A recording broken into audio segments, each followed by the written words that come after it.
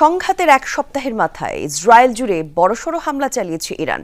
বৃহস্পতিবার রাজধানী Tel Aviv সহ ইসরায়েলের 4 স্থানে ক্ষেপণাস্ত্র হামলা চলে তেহরানের, যার মধ্যে 3টি মধ্য ইসরায়েলে।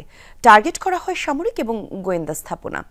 বীরশেবায় অবস্থিত একটি হাসপাতালেও সরাসরি আঘাত হানে ইরানি ক্ষেপণাস্ত্র। এর কিছুক্ষণ আগেই ইরানের আরাক এবং খোন্দাব শহরের আশেপাশে পারমাণবিক স্থাপনায় হামলা চালায় তেল আবিব।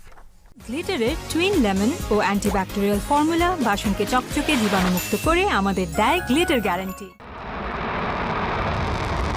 রাতের নিস্তব্ধতা ভেদ করে একের পর এক ইরানি ক্ষেপণাস্ত্র ছুটে যাচ্ছে ইসরায়েলের দিকে। পশ্চিম তীর জেরুজালেমের আকাশে ধরা পড়ে সেই দৃশ্য।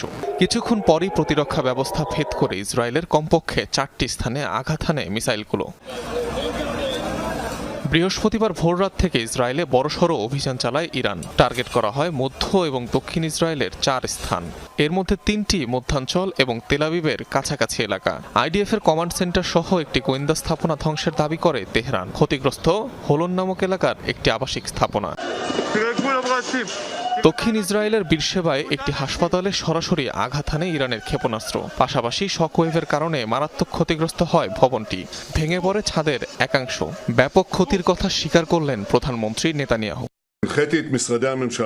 আমরা অনেক ক্ষতির সম্মুখীন হচ্ছি, বেদনাদায়ক ক্ষতি, কিন্তু আমাদের বাহিনী শক্তিশালী, জনগণ শক্তিশালী।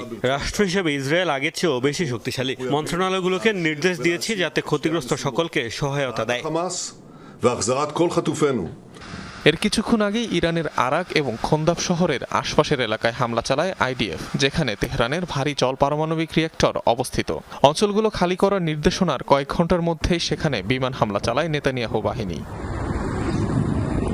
এছাড়াও রাতভর ইরানের ইস্পাহান, সিরাজ, কেরমানশাহ প্রদেশের একাধিক স্থানে অভিযান চালায় ইসরায়েল। রাজধানীর পুলিশ হেডকোয়ার্টার্স ধ্বংসের দাবি আইডিএফের। রেড ক্রিসেন্ট সোসাইটির হেডকোয়ার্টার্সেও চলে হামলা। বিস্ফোরণের আওয়াজ পাওয়া গেছে কারাচ শহর ও কাছাকাছি বিমানবন্দরে। অনিক রহমান, যমুনা নিউজ।